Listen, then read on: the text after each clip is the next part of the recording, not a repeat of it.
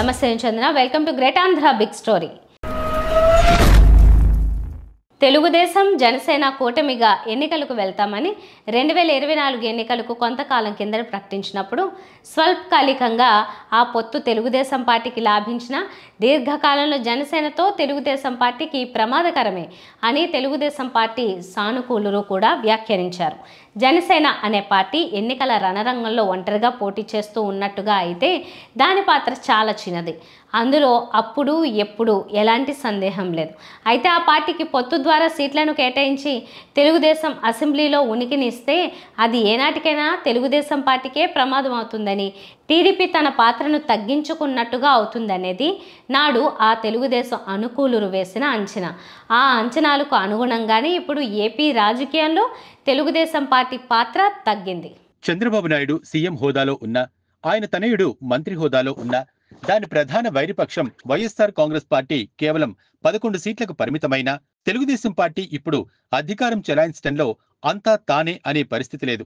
అలాగే జనసేన ఎమ్మెల్యేల బలంపై తెలుగుదేశం ప్రభుత్వం మనుగడ ఆధారపడి లేకపోయినా, కేంద్రంలోని బీజేపీ సర్కారు తెలుగుదేశం పార్టీ ఎంపీల బలంపైనే ఆధారపడి ఉన్నా, చంద్రబాబు తుమ్మితే కేంద్రంలో సర్కారు పడిపోయే పరిస్థితి ఉన్నా, ఏపీలో తెలుగుదేశం పార్టీ అంతా తానై నడిపే పరిస్థితి లేదు.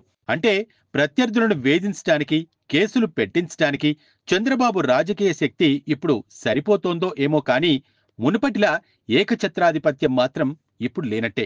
ప్రతిదానికి ఇప్పుడు పవన్ కళ్యాణ్ అడ్డుపుల్ల అవుతున్నారని తెలుగుదేశం పార్టీ వీరాభిమానులే వాపోతున్న పరిస్థితి.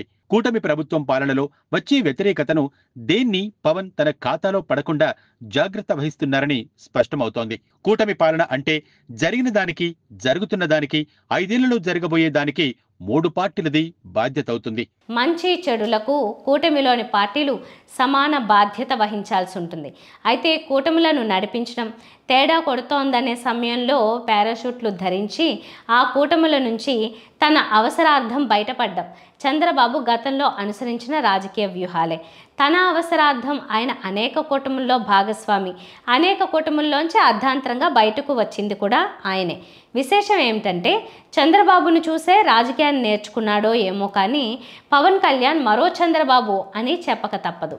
చంద్రబాబు నాయుడు తన 40 ఏళ్ల రాజకీయంలో ఎన్ని కూటములను మార్చి ఉంటారో, 4 సార్ల ఎన్నికలకే పవన్ కళ్యాణ్ అన్ని కూటములను మార్చిన ఘనతను వహించారు. కాంగ్రెస్ తెలుగుదేశం పార్టీలతో మొదలుపెట్టి చంద్రబాబు నాయుడు అవసరార్థం బీజేపీతోనూ, ఆ తర్వాత కమ్యూనిస్టులతోనూ, మళ్లీ బీజేపీతో, ఆపై కాంగ్రెస్తో, ఆ తర్వాత మళ్లీ బీజేపీతో పొత్తుల ఎత్తులు గట్టారు. పవన్ కళ్యాణ్ తక్కువేమీ కాదు. ప్రజారాజ్యం, బీజేపీ, కమ్యూనిస్టులు, మళ్లీ తెలుగుదేశం, బీజేపీ, ఇలా ఆయన ట్రాక్ రికార్డులో కూడా చాలా మార్పులున్నాయి. తన అవసరం మేరకు చెగువేరా, భగత్ సింగ్ల పేర్లను చెప్పినా, మతం అనేది విషమని వారు చెప్పిన దానికి భిన్నంగా తను సనాతన హిందువునంటూ, హిందూ ప్రయోజనాలు అంటూ మాట్లాడినా అది పవన్కే చెల్లుతోంది. ఏతావాత రాజకీయ వ్యూహాలను, వాదాలను మార్చేసుకోవటంలో చంద్రబాబు ఎంతటి పండితుడో ఆ పండితుడికి తగ్గ శిష్యుడు పవన్ కళ్యాణ్. గతంలో బీజేపీతో సహవాసం చేసిన రోజులు చేసి, ఆపై ఎన్నికల సమయంలో ఆ పార్టీని తిడుతూ కూటమి నుంచి బయటకు వచ్చారు చంద్రబాబు. రేపటి ఎన్నికల నాటికి చంద్రబాబు మరోసారి అలాంటి వ్యూహాలనే అవలంబించిన 5 ఏళ్ల ప్రభుత్వ వ్యతిరేకతకు ఎవరో ఒకరిని బూచిగా చూపించినా పెద్ద ఆశ్చర్యం లేదు. అదే పనిని పవన్ చేపట్టినా ఆశ్చర్యం లేదు. ఈ పర్యాయంలోనే లోకేష్ను డిప్యూటీ సీఎంగానే కాదు సీఎంగా చూసుకోవాలని కూడా సగటు తెలుగుదేశం కార్యకర్త ఆశిస్తున్నాడు.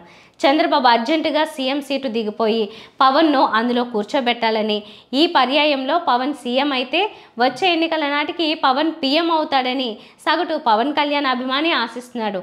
ఇలా ఎవరి డ్రీమ్ ప్రాజెక్టులో వారు ఉన్నారు. ఈ మేరకు సోషల్ మీడియాలో కామెంట్లతో తమ ఆకాంక్షలను వ్యక్తం చేస్తూ ఉన్నారు.